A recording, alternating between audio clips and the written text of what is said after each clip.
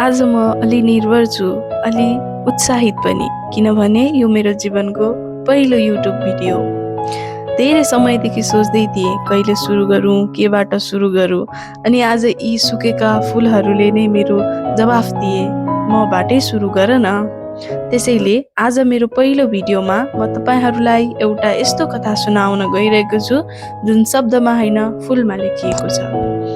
जब म पहिलो पटक यो बिरानो देश युकेमा ओर्लिएको थिएँ, मन भारी थियो, आँखा रसाएको थियो, तर ढोकामा पर्खिरहेका थिए मेरा साथीभाइहरू र उनीहरूको हातमा थियो यो सानो गुच्छा फुल। यो फुल मात्र होइन साथीहरू, यो त नयाँ यात्राको पहिलो स्वागत थियो। हेर्नुहोस् न, यी पंखडीहरूमा अझै पनि त्यो दिनको न्यानोपन बाँकी छ। हरेक रङमा एउटा सम्झना लुकेको छ। कसैको मुस्कान, कसैको अङ्गालो, कसैको स्वागतम भने मिठो आवाज। तर फुल त फुल नै हो, ओइलिन्छ, झर्छ। त्यसैले आज म यी फुलहरूलाई समयको हातबाट जोगाउन लागिरहेको छु। सबैभन्दा पहिला म एक एक फुल बिस्तारै छुटाउँदैछु। जसरी आमाले छोरीको कपाल कोर्दछिन्, त्यसरी नै कोमलतासँग। हतार गर्न हुँदैन, किनकि सम्झनालाई हतारले छोयो भने बिग्रिन्छ। अब यी फुलहरूलाई म उल्टो पारेर झुन्डाउँदैछु एउटा अँध्यारो सुक्खा कुनामा। 2-3 हप्तासम्म यिनीहरू मौन बस्नेछन्, बिस्तारै बिस्तारै आफ्नो रङभित्र समेट्दै। चाहनुहुन्छ भने सिलिका जेल पनि प्रयोग गर्न सक्नुहुन्छ।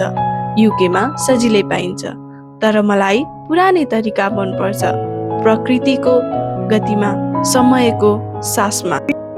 केही नरम पंखडीहरूलाई म फ्रेममा थिच्दैछु, जसरी एक कविले शब्दलाई कागजमा थिच्छ त्यसै गरी नै। भोलि जब म यो फ्रेम हेर्दछु, फुल त सुकेको हुन्छ, तर त्यो दिन माया उस्तै ताजा रहन्छ। अब आयो अन्तिम क्षण, यो सुकेका फुलहरूलाई सिसाको फ्रेमभित्र सजाउने। यो फ्रेमभित्र म फुल मात्र राख्दिनँ, म त्यो दिनको आँसु, त्यो दिनको मुस्कान र त्यो दिनको घरको अनुभूति पनि कैद गर्दछु। साथीहरू, जीवनमा कति कुरा बिर्सन्छौँ हामी, अनुहार, मिति, बाटाहरू, तर केही सम्झना यस्ता हुन्छन् जसलाई हामीले आफै जोगाउनुपर्छ। यो बुके मेरो लागि फुल होइन, यो त बिरानो देशमा भेटिएको पहिलो आफ्नोपन हो। कहिलेकाहीँ सानो उपहारले पनि ठुलो ठाउँ ओगट्छ मनमा।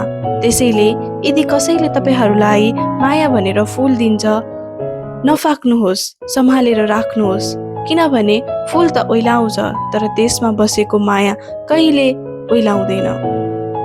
साथीहरू, यहाँसम्म आइपुग्नु भयो, यसैमा म धन्य छु।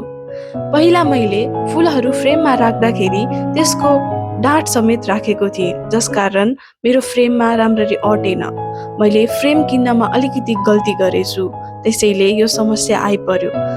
त्यसकारण मैले यो फुलको डाँठहरू सबै काटेर फुल मात्र हुने गरेर राखेर फ्रेममा एडजस्ट गर्न खोजेको छु, जुन पछि गएर अलि सजिलो भएको छ। यो मेरो पहिलो भिडियो हो, त्यसैले गल्तीहरू भइरहेको छ। म अझै सिक्दैछु, हजुरहरूलाई देखाउनको लागि, क्यामेरा अगाडि बोल्नको लागि, कथा भन्नको लागि अनि आफैलाई देखाउनको लागि। तर तपाईहरूको साथ रह्यो भने म हरेक भिडियोमा अझै राम्रै गर्दै जानेछु।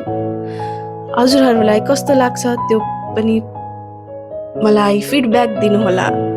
मैले यो भिडियोमा जसोतसो गरेर फुललाई एडजस्ट गरेर फ्रेम राम्ररी बन्द गर्न ट्राई गर्दै थिएँ, जुन चाहिँ एकदम हार्ड भइरहेको थियो।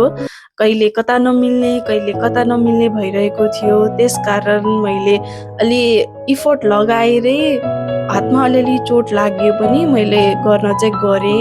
अलिकति प्रेस गर्न पनि गाह्रो भइरहेको थियो, त्यसैले मैले सिजर युज गरेर राम्ररी त्यसलाई अझै प्रेस गरेर एक्ज्याक्ट त्यसकै सेप, मतलब एक्ज्याक्ट फिट हुने गरेर राख्न ट्राई गरेको थिएँ।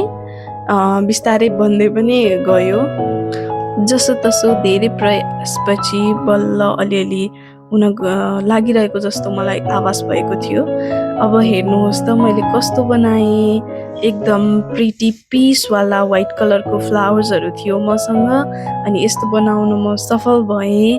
अनि त्यसलाई अझै सेक्योर गर्नको लागि मैले चाहिँ पछाडिबाट टेपको युज गरेँ। यसरी नै रेडी भएको छ।